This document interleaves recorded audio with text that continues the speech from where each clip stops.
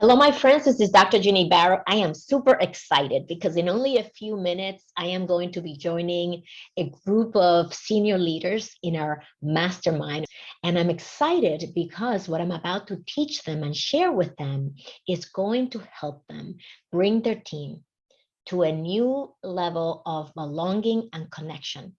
And it all starts with us. I always say, as leaders, it always starts with us. So, what I want to share with the rest of you who are not going to be there, and perhaps you can attend the next one, is that there is something in humans that is that sense of belonging, wanting to feel connected to other people. And as senior leaders, it's difficult for us, especially in a hybrid environment, to create a type of environment where people are feeling connected and like they belong. And many of us strive to create that and foster that culture of belonging. And it's elusive in many cases, especially when people are not together in one location. Now, if you think about when we were back in the office 100% of the time, for those of us who have been, that even then, bringing people in and connecting to people is not something that happens naturally for most of us leaders. For some of us, it comes natural to make connections. And for many leaders, because we get promoted from our roles because we're good at it to be people managers, we are kind of thrown into the deep end and we are not really trained on how do we manage and lead. That's something that we learn over time. And some of us don't learn it to the point where our team feels that they are connected to us and that they have a sense of belonging within our teams. If you've experienced working for someone where you felt welcomed, where you felt trust, where you felt safe, and you felt that you belonged with your teammates and with your manager, then you have experienced it and you can replicate it in the place where you are right now. Even then, though, there are many challenges because personalities are very different. So even if you were able to do it in one place, it may be challenging to do it in the current place where you are at. And if you happen to never have experienced this because you really haven't felt like you've belonged where you've worked so far, depending on how far into your career you are, it becomes even more elusive on how to do it. How do I lead and engage my team in a way that we can get the most from each of the resources, each of the talent, each of the people that are working with us? And so, how do we move forward from here? What is the next step that we should take? The first one is to realize that you're not alone. And there are many other leaders that are also in your shoes, and that we have resources that can help you shift from where you are now to where you want to be. And it doesn't have to be painful. You don't have to do it by yourself and struggle through it. Some of us have already figured out a framework to support you, understanding that every leader is different and every situation is unique.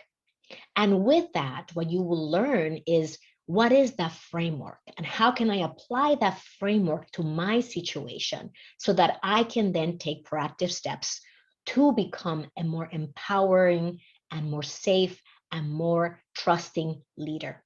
Trusting in both ways, me trusting my people and my people trusting me. When you learn this framework, you have now something to follow and guide you that will support you as you go through this journey. And that's what I help my clients do.